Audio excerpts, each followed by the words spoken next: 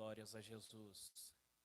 Como nós temos aprendido no Evangelho segundo Paulo, Romanos, capítulo 1.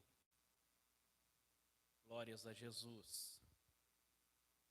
Enquanto os irmãos encontram, Romanos, capítulo 1, a partir do versículo de número 16, eu quero louvar a Deus pela vida de cada um dos irmãos que estão aqui essa noite. Que Deus abençoe a sua vida, que Deus abençoe a sua família. É maravilhoso poder estar juntamente com vocês neste culto de ensinamento da palavra do Senhor. Amém? Os irmãos encontraram Romanos capítulo 1, vamos ler apenas o versículo de número 16 e vamos partir daí em diante. Porque não me envergonho do Evangelho de Cristo, pois é o poder de Deus para a salvação de todo aquele que crê, primeiro do judeu e também do grego. Podeis assentar, queridos, mas por favor mantenha a sua Bíblia aberta, pois estaremos meditando nesta palavra. Então mantenha a sua Bíblia aberta para que você possa acompanhar aquilo que nós temos do Senhor para poder transmitir a cada um de vocês aqui nessa noite. Nós finalizamos na quarta-feira passada, exatamente na leitura de Romanos capítulo 1 e no versículo de número 16. E eu comecei a falar para vocês que Paulo, ele começa dizendo: porque não me envergonho do Evangelho de Cristo. E aí eu citei para vocês que, falando de envergonhar, nós temos três coisas que precisam ser observadas, ou três tipos de pessoas que estão aqui dentro deste versículo de número 16, e a primeira são aquelas que elas são a vergonha do Evangelho. Quem são aquelas que são a vergonha do Evangelho? São aquelas que distorcem o Evangelho, são aquelas que comercializam o Evangelho, são aquelas que transformam o púlpito como sendo um balcão, a palavra de Deus como sendo um produto, e você, cristão, em um cliente, que vem aqui apenas para comprar algo, para poder comprar uma bênção, né? E essas pessoas são a vergonha do Evangelho. Mas também tem aqueles que se envergonham do Evangelho. E aqueles que se envergonham do Evangelho, eu falei para vocês que seriam aqueles 007 cristão, né? Aonde ele chega, todo mundo sabe qualquer característica dele, menos que ele é cristão.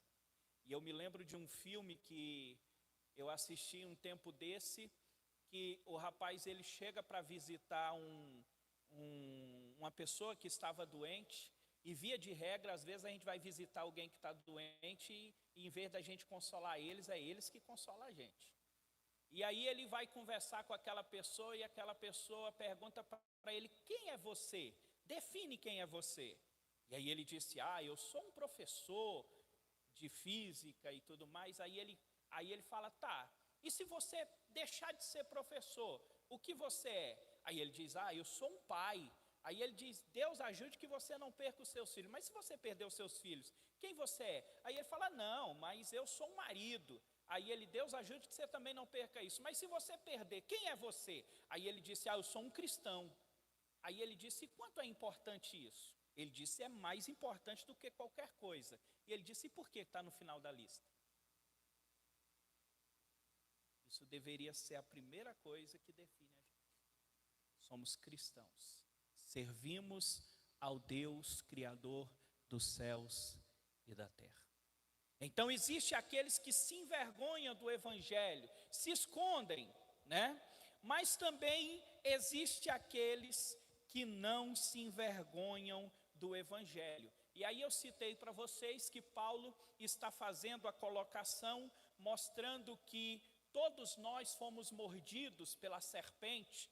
E lá em Êxodo, o Senhor vai dizer para Moisés, quando o povo estava sendo mordido pela serpente e morrendo, e o Senhor vai dizer assim, olha, levanta uma serpente de ouro, né? E quando olharem para ela, automaticamente seriam curados. Então todos nós fomos mordidos por essa serpente. E quando nós olhamos para Jesus Cristo, que foi levantado na cruz do Calvário, nós recebemos a cura de toda e qualquer enfermidade. Nós recebemos a cura do maior enfermidade, que se chama pecado. Ele pode nos perdoar. Quando nós olhamos para a cruz, nós recebemos de lá aquilo que verdadeiramente importa, aquilo que verdadeiramente nós precisamos.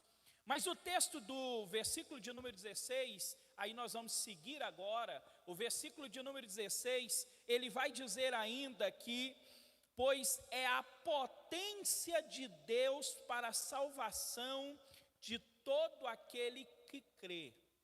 Em algumas traduções, ao invés de potência, vai dizer que é o poder de Deus, é o poder do evangelho. E aí nós começamos, quando vamos falar sobre o evangelho que é poder, o evangelho que tem autoridade, nós precisamos parar um pouquinho e talvez andar um pouquinho na contramão e observar um pouquinho o que não é evangelho. O que não é evangelho? Muitas vezes quando você chega em casa, você liga a sua televisão e nós vamos ver um bocado de pessoas que estão usando a Bíblia e algumas pessoas dizendo, olha, mas está sendo divulgado a palavra de Deus. Irmãos, se for para divulgar a palavra de Deus distorcidamente, é melhor que não divulgue. É melhor que não divulgue. Porque está sendo um engano oferecido para as pessoas. E a palavra de Deus, ela é a verdade. Ela é o poder de Deus para a salvação de todo aquele que crê. E aí você vai ver lá vendendo a rosa ungida, a água ungida, vendendo a bala ungida, vendendo todas essas parafernálias aí, dizendo que vai trazer isso, que vai trazer aquilo. Irmão, se eu preciso beber uma água para ser curado, se eu preciso chupar uma balinha para ser curado, aonde fica a fé? Aonde fica o lugar da fé? Aonde fica? Porque eu preciso de uma bala. Eu preciso da água, eu preciso disso, eu preciso daquilo. Irmãos, Jesus morreu na cruz do Calvário. Você ora ao Senhor, Ele é fiel e justo para atender a sua oração. E ponto final. Eu não preciso comprar isso, comprar aquilo que veio de Israel, que veio de não sei da onde. Não precisamos disso. Isso é superstição, tá? Isso é pragmatismo. Pastor, o que é pragmatismo? Pragmatismo é mais ou menos assim, o que as pessoas estão fazendo por aí hoje. Antigamente se perguntava assim, vamos fazer tal coisa? Vamos, mas antes nós vamos procurar saber o quê? É certo fazer isso? Essa era a pergunta que se fazia antigamente. Agora, quando se vai fazer alguma coisa, a pergunta não é mais se é certo. A pergunta é, isso dá certo? Dá certo. A igreja do irmão fulano encheu depois que eles fizeram isso. Então não se procura mais se é certo, se procura se dá certo. E por aí nós estamos vendo muitas igrejas que não estão enchendo, elas estão inchando. Porque uma coisa é você ir à igreja, outra coisa é você estar salvo. Uma coisa é você entrar na igreja, outra coisa é você entrar no céu. Uma coisa é você simplesmente levantar a mão, outra coisa é você de verdade entregar a sua vida para Cristo e dizer, a partir de hoje, o velho homem vai ficar de lado e já não vivo eu, mas agora Cristo vive em mim. Então nós precisamos entender algumas coisas que não é evangelho. E a primeira coisa que eu gostaria de observar com vocês, o que não é evangelho, é o tal chamado evangelho da prosperidade. prosperidade. O evangelho da prosperidade. Este evangelho, ele não é um evangelho verdadeiro. Mas antes eu preciso aqui parar um pouquinho, pensar um pouquinho com vocês, porque o evangelho, ele nem é tanto areia, nem é tanto ao mar, ou seja, nem demasiadamente para um lado, nem para o outro, tem equilíbrio, né? Então eu não estou dizendo aqui que o evangelho, ele não traga prosperidade.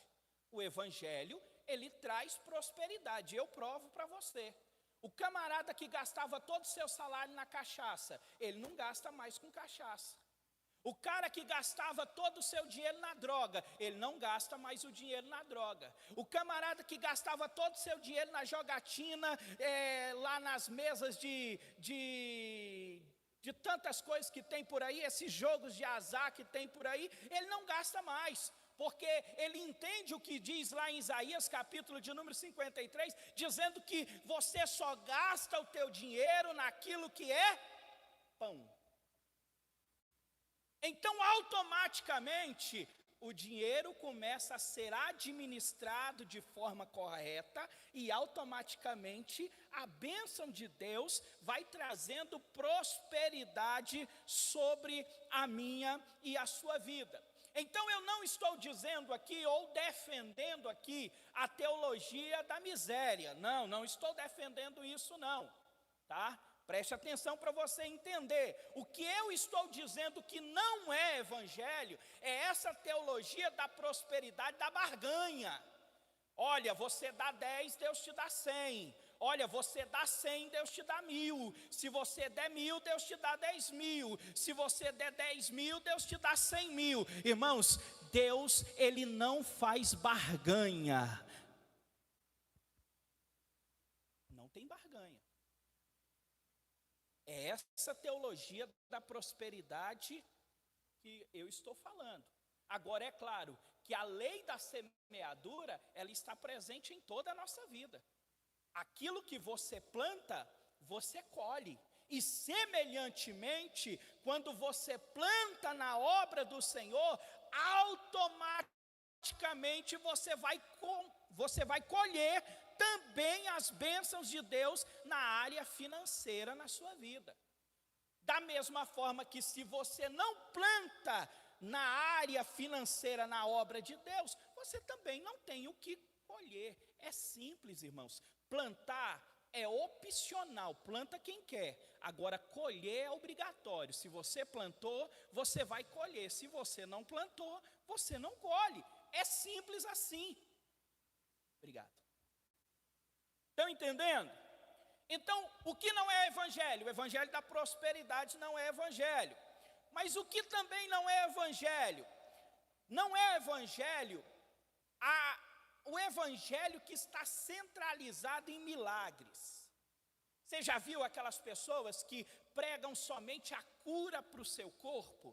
Prega somente que Deus vai te dar uma perna nova, Deus vai te dar um olho novo, Deus vai te dar um coração novo, Deus vai te dar isso. Deus tem poder para te dar isso? Tem. Deus está interessado em te dar isso? Está. Mas mais do que isso, Deus está preocupado em curar você da lepra chamada pecado.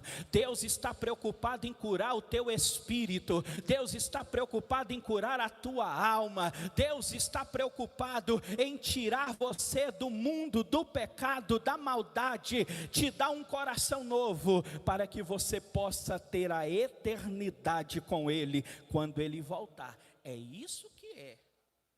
Então, o evangelho que está centralizado em milagres e prodígios, não. É tão interessante isso, irmãos, que quando vai dizer na Bíblia assim, olha, naquele dia, muitos dirão, mas em teu nome eu profetizei, em teu nome eu curei, em teu nome eu fiz maravilhas. Irmão, você sabe o que é maravilha? A gente coloca tudo no balaio da cura, mas maravilha é muito mais do que uma cura, porque a cura é o camarada estar cego e ele enxergar. A cura é o cara estar com a perna mancando e ele ser curado. Isso é cura. Agora, sabe o que é maravilha? É o cara ter um cotoco de braço e você orar e o braço crescer.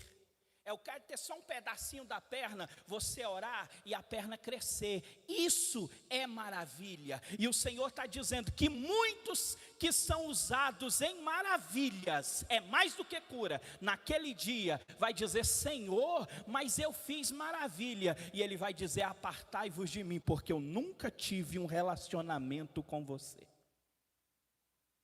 Espera aí, pastor, mas Deus não curou? Claro, Ele usou o nome de quem? Ele usou o nome de quem?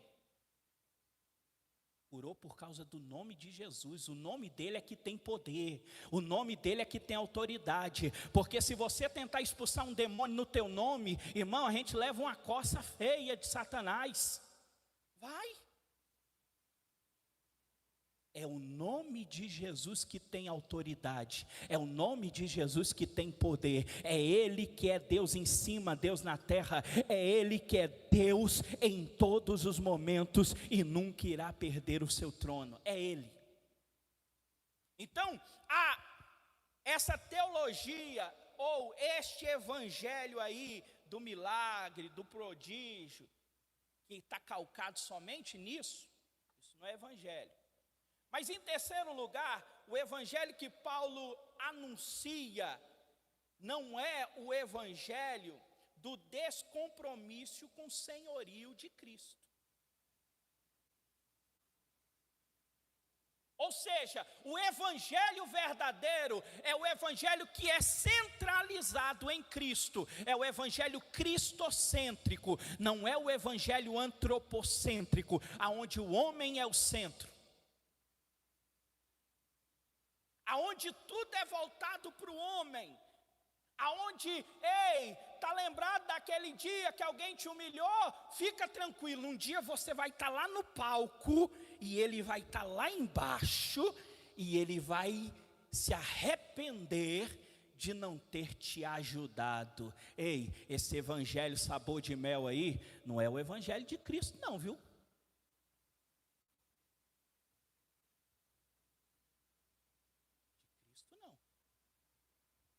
Eu vejo alguns crentes que às vezes colocam no status: Deus vai conservar meus inimigos com vida e saúde para ver a minha vitória. Eu não conheço esse Deus rancoroso, não. Não conheço. Não me apresentaram ele, e eu espero que nunca me apresentem.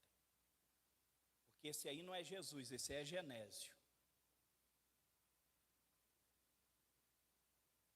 Observe bem. Hoje nós temos visto, infelizmente, muita adesão, mas pouca conversão verdadeira.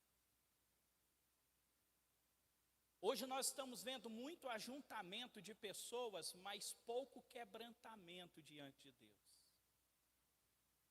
Hoje nós estamos vendo, infelizmente, que de uma certa forma virou moda dizer que é crente. Você olha na televisão e aí tá aquelas pessoas todas lá, de carnaval, dessas coisas tudo. Aí alguém pergunta assim: qual é a sua religião? Sou crente. Sou crente. Sabe por quê? Antigamente a moda era dizer que era ateu. A moda era dizer que era ateu. Você chegava na pessoa e falava: qual é a sua religião? Eu sou ateu. Mas por quê? Você não crê em Deus? Não, é porque meu amigo é ateu, eu não sou nada, sou ateu também. Era moda dizer que era ateu. Nem sabia o que era ser ateu, mas só isso aí. Infelizmente hoje, nós estamos vivendo o tempo onde a moda é dizer que é cristão. A moda é dizer que é crente. Aí, nós muitas vezes não vigiamos, aí só porque a pessoa abriu a porta do porteiro, do vizinho, do cara que fez a novela, aí a gente já dá tratamento de estrela. Ei, irmão, deixa eu dizer uma coisa, só tem um que brilha na igreja, e não sou eu, não é você, quem brilha é Ele, é só Jesus Cristo que tem que brilhar aqui, porque Ele é o sol da justiça, e enquanto o sol da justiça brilhar, estrela nenhuma brilha. Ou tem alguma estrela que brilha mais do que o sol? Hã? Tem não? Vamos lá, versículo de número 17, está com sua Bíblia aberta? Versículo de número 17. Porque nele se descobre a justiça de Deus, de fé em fé, como está escrito, mas o justo viverá pela fé. Irmãos, escute bem o que eu vou dizer para você. A lei completa dada a Moisés, ela continha 613 preceitos. Você vai ver isso no livro de Deuteronômio.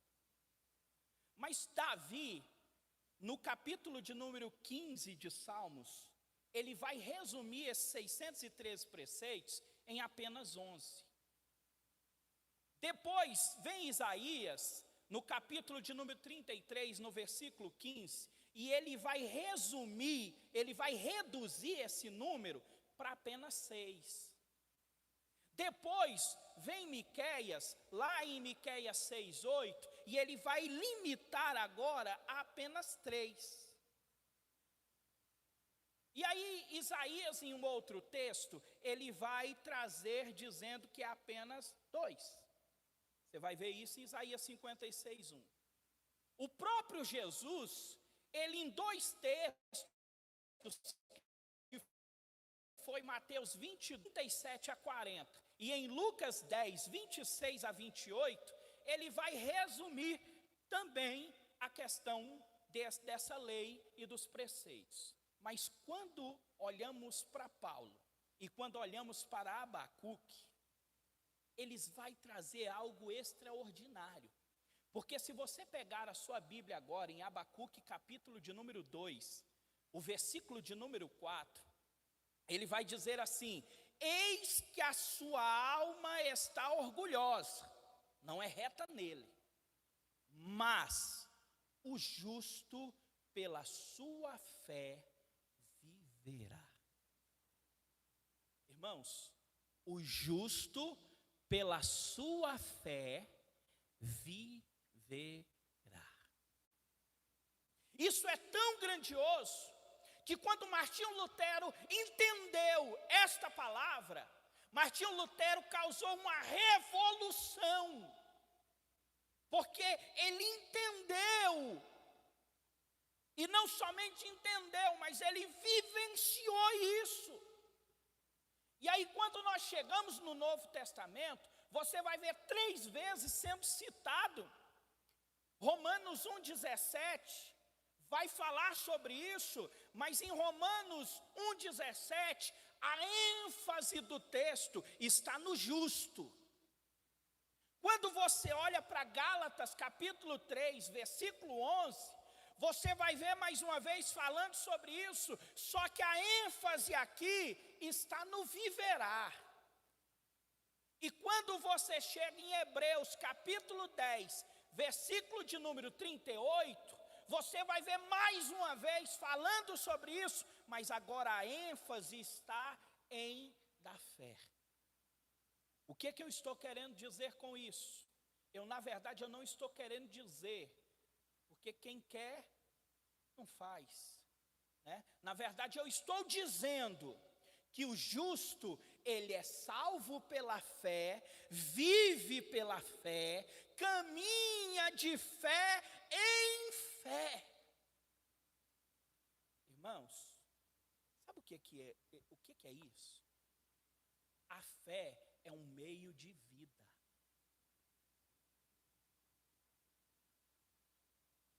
A fé, Kennedy, é um meio de vida. Você vai no hospital agora, você vai ver que tem pessoas que estão vivendo pelos aparelhos. Você vai ver que algumas pessoas perderam a perspectiva de vida e aí estão vivendo pelos outros. Ei, mas só existe um meio do justo ser fiel a Deus e agradar ao Senhor, é viver por fé. É viver pela fé, é viver através da fé. E é tão interessante isso, porque às vezes você vai perguntar para as pessoas e aí você pergunta assim: qual é o tamanho da sua fé? Aí às vezes a pessoa responde assim: minha fé é do tamanho de um coco da Bahia. Nossa, que fé, hein? Irmão, se você perguntar para mim: pastor, qual é o tamanho da sua fé? Eu te digo: a minha fé é menor do que um grão de mostarda. Porque quem tiver fé semelhante a um grão de mostarda, está mandando um monte sair de um lugar e para o outro, e eu não dou conta de fazer isso. Então minha fé é menor do que o grão de mostarda. Sabe o que isso quer dizer? Que a fé, não sou eu que digo o tamanho da minha fé. A fé, ela precisa ser demonstrada. Não sou eu que digo o tamanho da minha fé. São as pessoas que olham nas suas ações e dizem: nossa, mas como aquele irmão tem fé. Nossa, como aquela irmã tem fé. Ali tem fé demais. Rapaz, eu preciso ter essa fé que essa irmã tem. Eu preciso ter a fé que esse irmão tem. E é por isso que é importante os testemunhos. Porque, irmão, tem gente que chega aqui para contar a sua vida aqui: eu passei por isso, eu passei por aquilo. Eu falo: Jesus, não deixa eu passar nem 10% disso aí não, que eu não dou conta não. Nem 10% eu dou conta. Aí a minha fé é acrescentada através da fé dos irmãos. Então o justo, ele vive pela fé. Se você não está vivendo pela fé, irmão, é por isso que você está angustiado, é por isso que você está triste, abatido, é porque você está esperando nos outros, você está esperando no A, você está esperando no B, você está esperando no D. Aí quando você procura que a pessoa não pode te ajudar, aí você decepciona. Ei, deixa eu te dizer uma coisa: Jesus olha para mim, para você, quando estamos decepcionados com as pessoas, e Ele diz assim: que culpa eu tenho que os homens te decepcionam? Teu pai pode te decepcionar, tua mãe pode te decepcionar, teu pastor pode te decepcionar, tua igreja pode te decepcionar, mas Jesus Cristo, Ele não te decepciona nunca. Ou Jesus já te decepcionou alguma vez? Decepciona não, Jesus não. Esse é fiel amigo. É amigo verdadeiro, sempre junto da gente na hora da dificuldade. Versículo de número 18.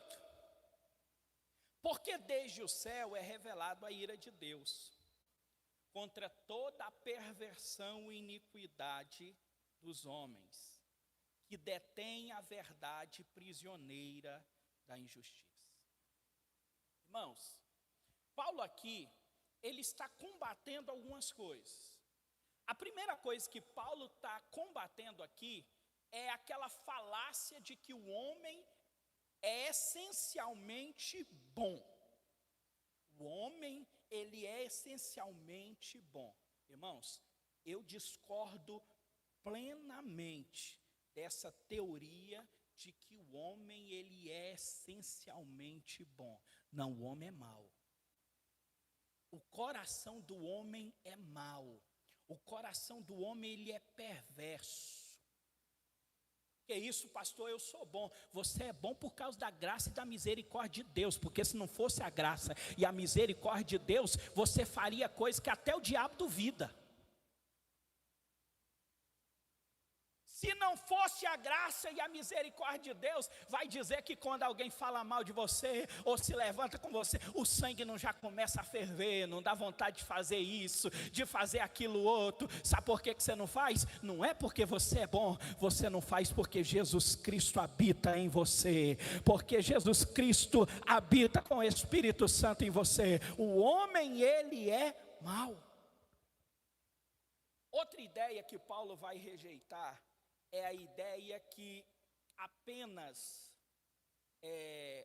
que o mal está apenas na estrutura social.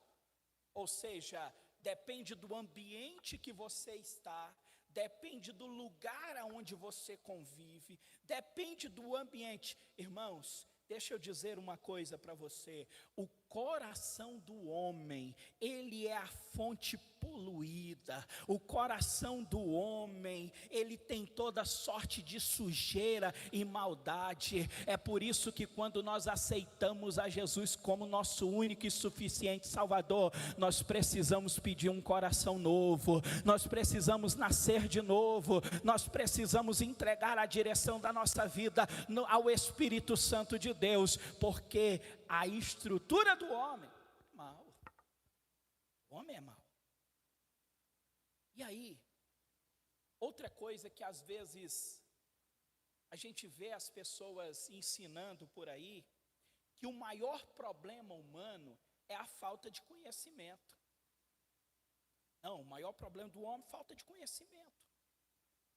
Mas se você observar de um modo geral, você vai ver que o conhecimento o homem tem. O homem abafa o conhecimento, o homem rejeita o conhecimento, o homem fecha os olhos para o conhecimento, o homem rejeita o conhecimento. E nós precisamos a cada dia entender que nós cristãos precisamos a cada dia buscar o conhecimento de Deus, buscar entender a cada dia as revelações de Deus para a nossa vida, para que possamos crescer na graça e no conhecimento do Senhor. Mas o homem, ele rejeita o conhecimento. Olha o versículo de número 19. Está aberto aí?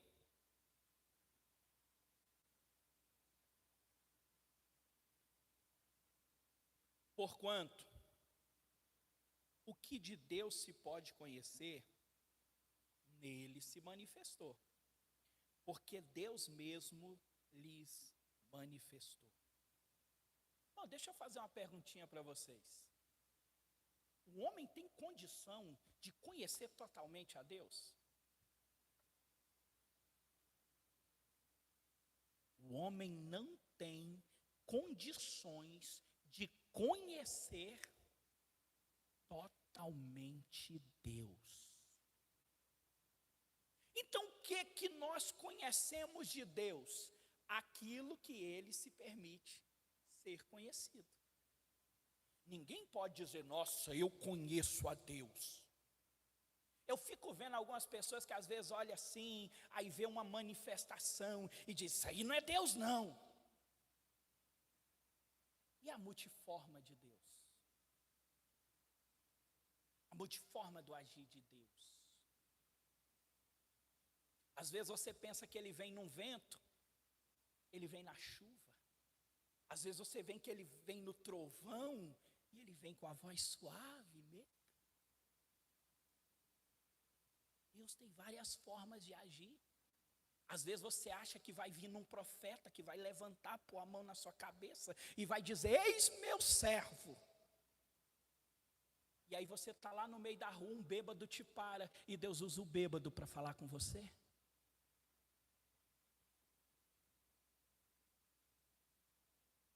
Observe o que eu estou tentando dizer para você. Nós só temos condição de conhecer a Deus à medida que Ele se revela a nós. Eu vou ilustrar isso. Quem tem filhos pequenos, quando você vai brincar com ele ainda com seus 2 aninhos, aí a brincadeira que eles mais gostam é de pique-esconde. Só que aí você se esconde sempre atrás da porta. Aí ele vai lá atrás da porta, achou! Aí, vamos lá, vai lá contar de novo. Aí você vai se esconder aonde? Atrás da porta de novo. Aí ele vai lá atrás da porta, achou! Aí de repente, você resolve se esconder debaixo da cama. Aí ele vai lá de trás da porta, cadê? Aí ele já começa, papai, papai, aí a voz já começa a embargar, papai, papai. Aí o que você faz? Você fala, fulano. Aí ele, opa, fulano, opa. E aí você começa a procurar, e quem é que está te direcionando? A voz.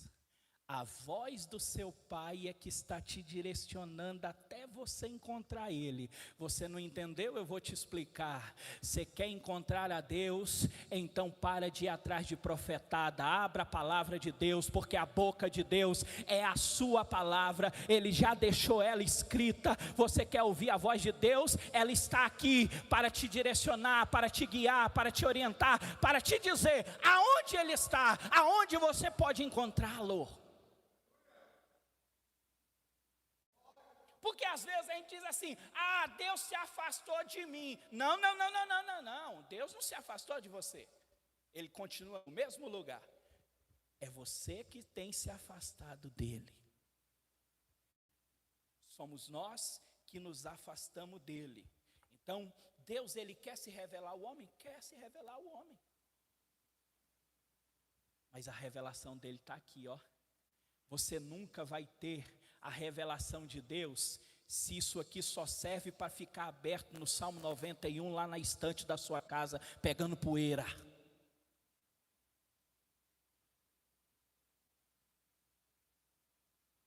Isso aqui não é amuleto para ficar aberto no Salmo 91, porque vai tirar o mal, vai tirar isso, vai tirar aquilo. Se Jesus não estiver lá na sua casa, pode estar aberto no Salmo 91, no Salmo 100, no 200, aonde tiver. Se Jesus não estiver na sua casa, de nada adianta.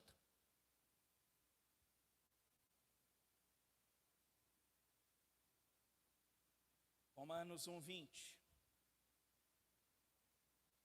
Pois os seus atributos invisíveis, o seu eterno poder, a sua própria divindade, são inteligivelmente feitos, evidentes, reconhecidos, desde a criação do mundo, sendo entendidos mediante as coisas que foram criados.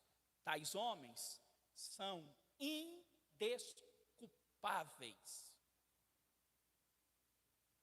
A revelação natural de Deus a todos os homens, ela é suficiente para tornar o homem indesculpável.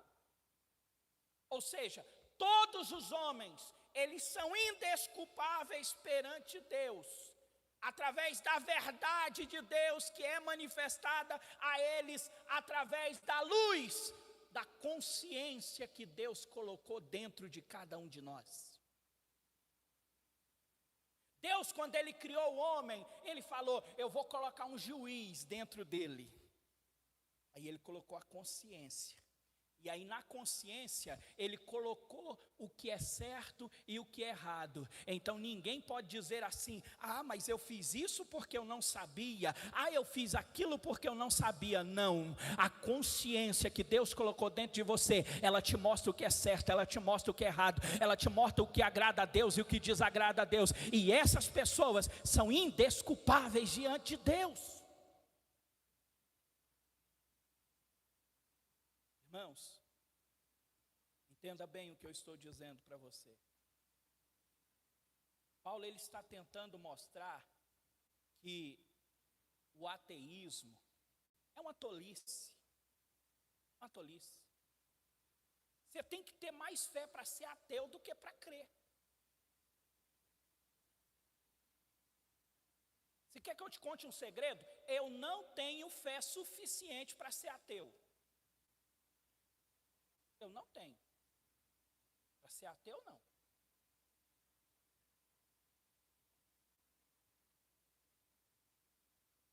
Irmãos, imagina, Salmo capítulo de número 53, versículo 1, vai falar uma coisa muito interessante. Diz assim, diz o nécio em seu coração, Deus não existe. Corromperam-se e cometeram injustiça detestáveis. Não há ninguém que faça o bem. Não há ninguém faça o bem. É por isso que eu digo, irmãos, tem gente que fica olhando as pessoas na Bíblia que errou, aí fala mal de Eva, fala mal de Adão, aí fala mal de Judas, e fala mal de não sei quem mais. Irmão, se fosse eu e você na mesma situação deles, a gente tinha feito a mesma coisa, ou talvez pior.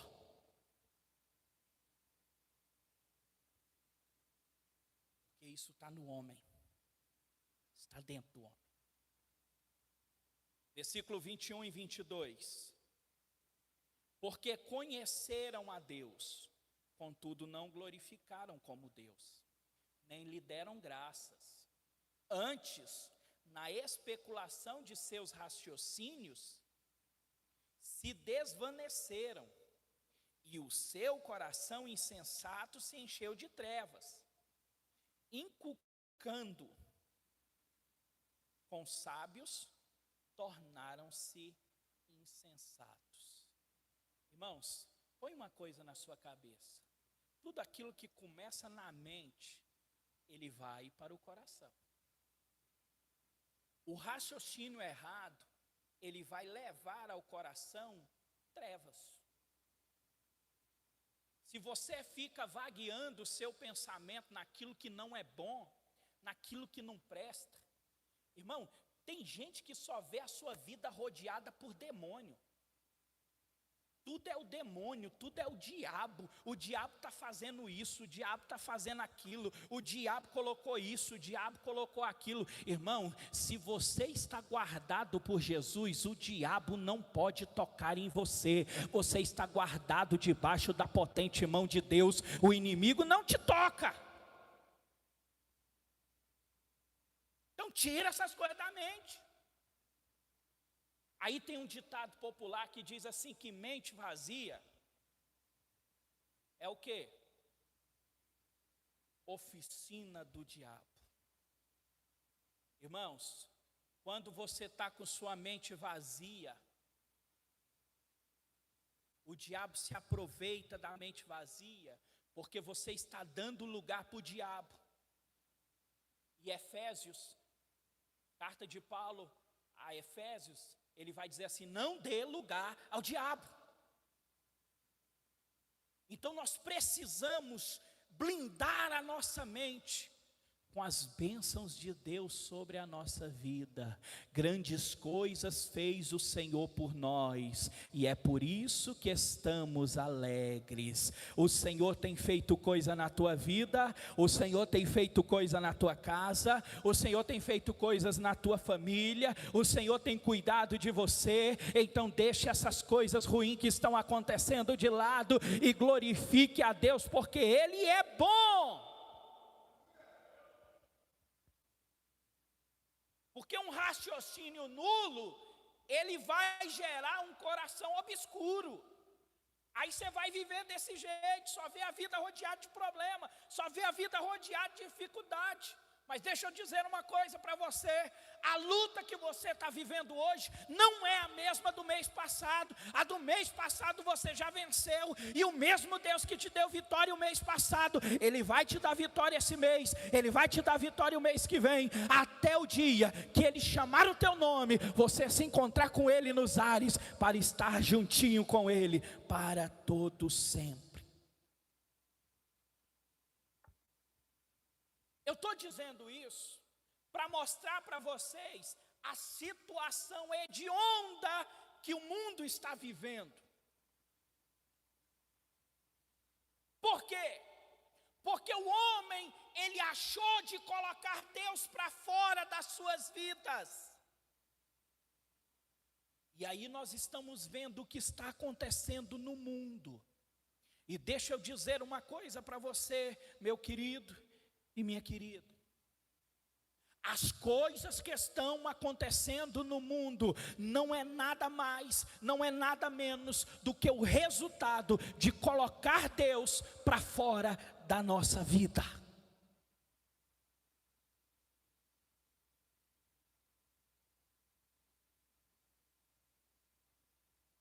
Eu quero finalizar hoje trazendo um testemunho aqui para vocês, E eu quero ler esse testemunho, na verdade, porque eu não quero que você perca nada desse testemunho.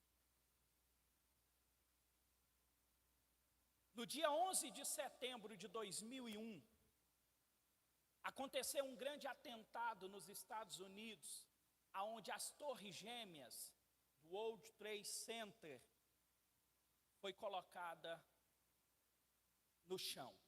Obrigado, Denis. Foi colocada no chão. Em seguida a esse grande acontecimento, e os irmãos que viveram na época, acompanharam na época, sabem que não foi só isso. Mas muitos acontecimentos de atentado em escola, naquele mesmo período, estava acontecendo nos Estados Unidos. E aí, a filha de Billy Graham, a Anne Graham, ela foi convidada para uma entrevista. E quando ela chegou nessa entrevista, aquela pessoa que estava entrevistando olhou para ela e disse assim: como que Deus permite algo tão horroroso assim acontecer nos Estados Unidos? Citando o dia 11 de setembro. E Anne Graham deu uma resposta que só o Espírito Santo poderia dar-lhe tanta sabedoria e precisão para dar uma resposta dessa. Ela olhou para aquele entrevistador e disse assim: por muitos anos, nós temos dito para Deus para não interferir em nossas escolhas, para sair do nosso governo e sair das nossas vidas. Deus, sendo um cavalheiro como Ele é, Ele atendeu. Só que não mais do que isso. Ela continuou citando. E ela disse assim: eu creio que tudo começou quando Madeleine Moran, mais ou menos isso, por aí, se queixou que era impróprio se fazer oração nas escolas americanas, que deveria parar com isso. E todo mundo disse: é verdade, tem que parar. Mas aí depois, alguém, pensando melhor, disse: esse negócio de ler a Bíblia na escola, isso é muito ultrapassado. Não vamos mais ler, não. E ela ainda abriu um parênteses. Exatamente a Bíblia que diz que não deve matar, exatamente a Bíblia que diz que deve amar o próximo,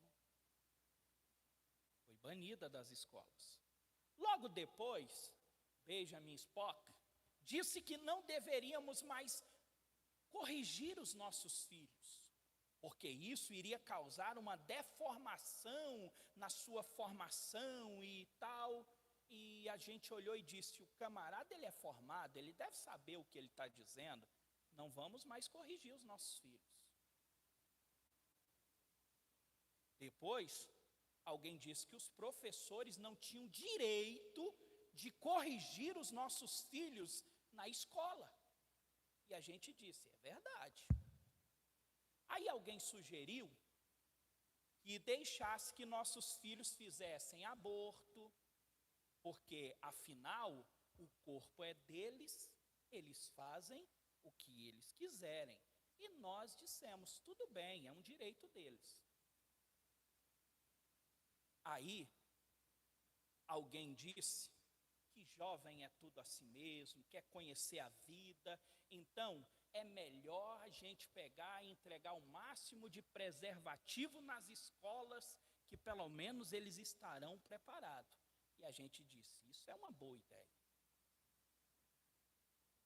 Então, alguém sugeriu que se imprimisse revistas pornográficas, afinal, só estamos apreciando a beleza feminina. Isso é um direito de todos nós. E a gente disse, é mesmo. Depois alguém disse que nós deveríamos tirar fotos mesmo sendo de crianças.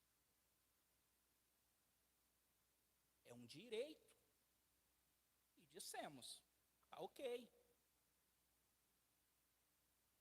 E aí a indústria televisiva disse assim, vamos fazer shows de TV que promova profanação, que promova violência, que promova sexo ilícito, que promova música que estimule o estupro, sexo, droga, assassino, tudo. E a gente disse, não tem problema nenhum, isso aí não interfere em nada na nossa vida, isso é só um teatro, é uma arte. É uma arte. Não tem problema nenhum. E aí ela conclui e diz, agora nós estamos perguntando por que os nossos filhos não têm consciência? Por que não se sabe distinguir entre o bem e o mal, entre o certo e o errado? Porque não estão se sentindo incomodados em matar alguém que eles não conhecem ou até mesmo seus colegas?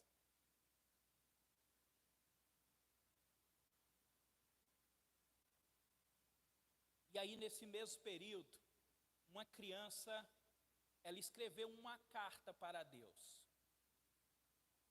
E na carta, ela dizia assim, Senhor, por que não salvaste aquelas crianças na escola?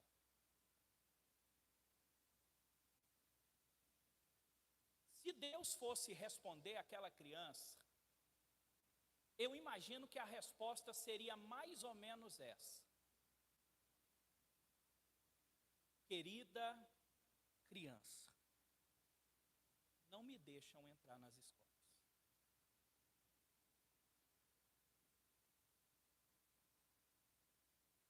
É interessante como é fácil culpar as pessoas, não é?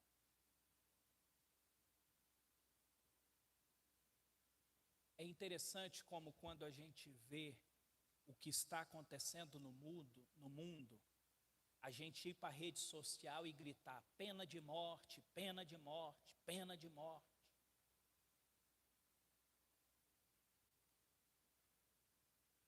Mas o Brasil, ele está andando no mesmo caminho do que outros países andaram, na profanação. E o juízo que caía por lá, já começa a aparecer por aqui. Então nós, como servos do Senhor, temos a obrigação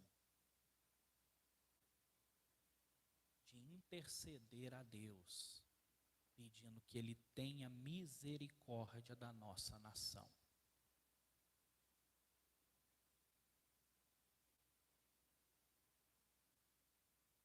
Tempo de eleição é tempo de eleição. Tem partido A, partido C e partido B, D, E e F. Mas agora, a nossa obrigação é orar pelas autoridades constituídas. Pedir ao Senhor que venha visitar o Congresso, visitar os parlamentos, porque o que está sendo preparado são coisas que só vão trazer dificuldade para as nossas vidas. Então, eu estou falando isso, irmãos, e eu sei que são coisas assim, que, pastor, eu não vim aqui para ouvir isso. Eu sei que você não veio aqui para ouvir. Mas eu vim aqui para te dar um choque de realidade, que nós falamos na quarta-feira passada, que você é embaixador de Cristo. Então nós precisamos tomar a posição de embaixador de Cristo, representante dele aqui na terra, porque nós somos responsáveis por isso. Se coloquem de pé, por gentileza.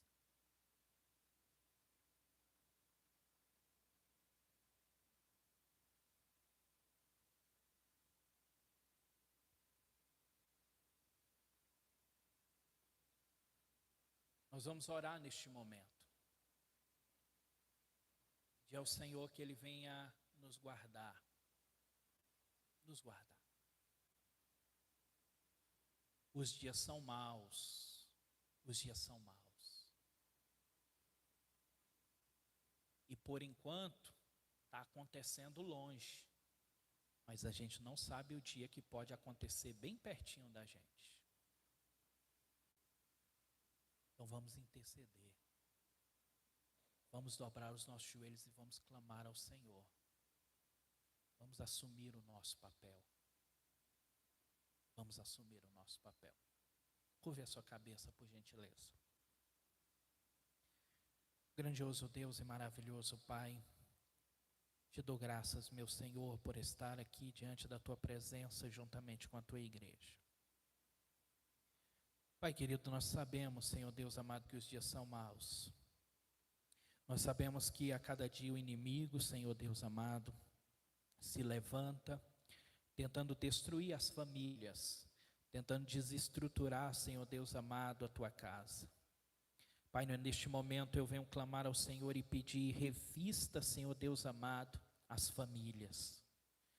Dê graça, Senhor Deus amado, para as famílias permanecerem firmes na Tua presença. Para permanecerem, Senhor Deus amado, debaixo da Tua infinita graça e misericórdia. Pai, repreende toda seta do inimigo, todo levante do inimigo, faça cair por terra. Pai querido, estamos aqui diante da Tua presença como ministros do Senhor, como embaixadores do Senhor.